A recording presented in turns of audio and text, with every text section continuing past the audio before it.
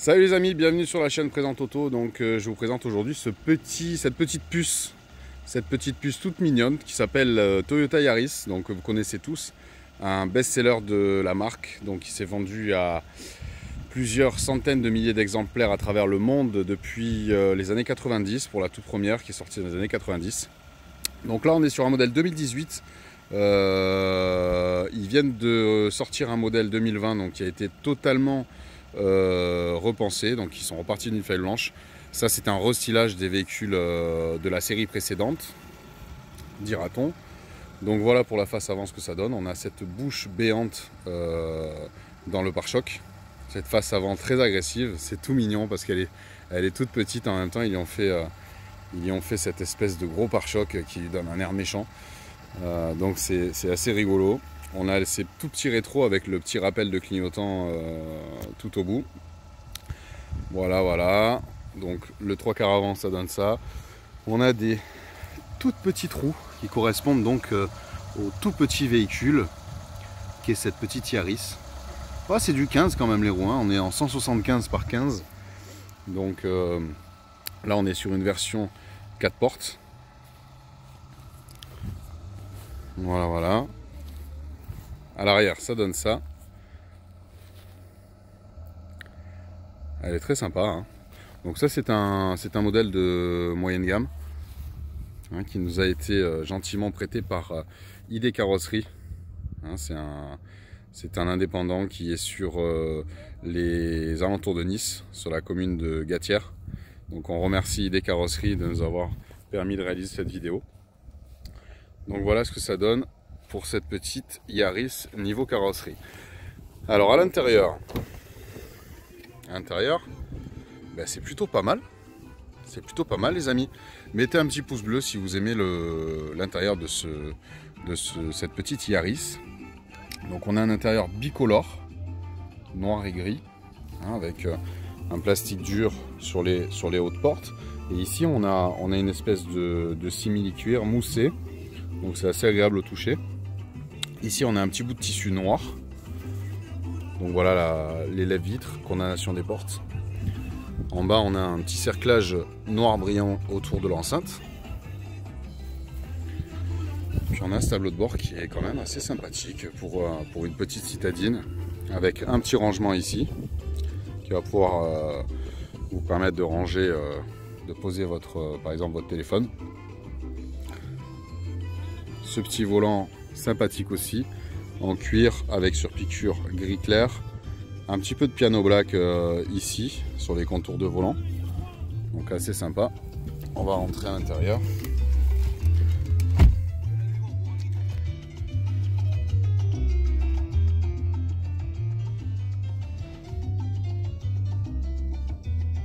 Pas mal. Pas mal de tout pour une petite citadine. C'est pas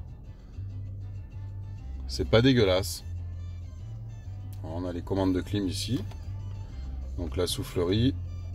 1, 2, 3, 4 ici. Hop. Le recyclage de l'air.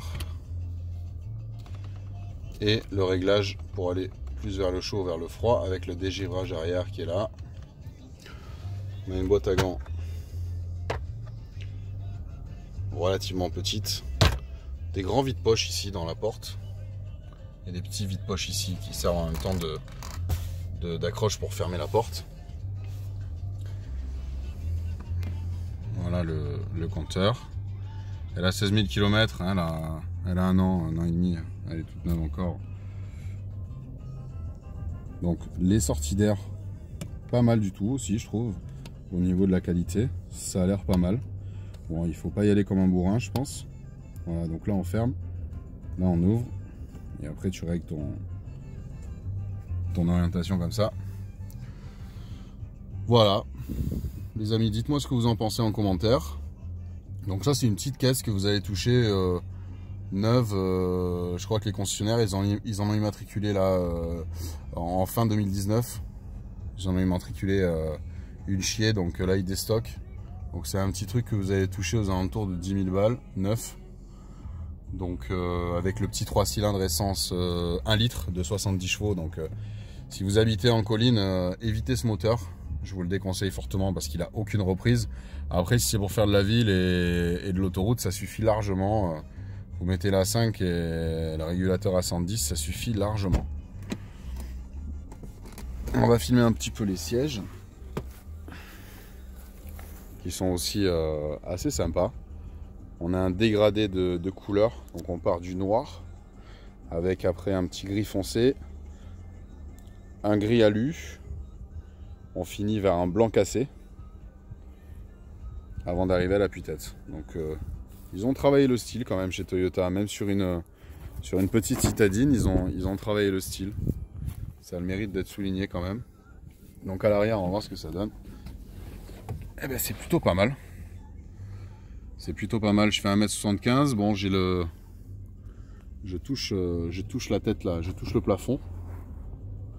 Mais bon, voilà, faut pas oublier que c'est une petite voiture à 10 000 balles, donc pour destiner aux petits déplacements en ville, hein, principalement. C'est pas une voiture de grand tourisme du tout. Oh, c'est pas dégueulasse au niveau du tableau de bord. Moi je trouve ça plutôt harmonieux, donc après c'est affaire de goût, hein, mais je trouve ça plutôt harmonieux. On va terminer par le coffre. Voilà, bah un coffre à l'image de la voiture, donc qui est minuscule, avec un double fond. Donc là, hop, tu peux agrandir ton coffre en descendant ta planche, ou alors tu la mets ici, tac, sur les petits rails là-haut, de façon à avoir un chargement, un seuil de chargement à plat. Voilà, ben, écoutez, j'espère que cette petite vidéo vous a plu. N'hésitez pas à mettre un petit pouce bleu si c'est le cas.